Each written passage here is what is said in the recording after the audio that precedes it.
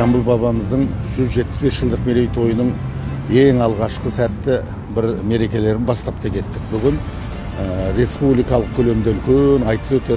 Сол айтысқа Асанәлі, Әшім, Жүрсін Ерманның жүйріктері бар. Барлығымыз сол айтыс өткізіп, атаның тойының шымылдығын ашқалы отырмыз.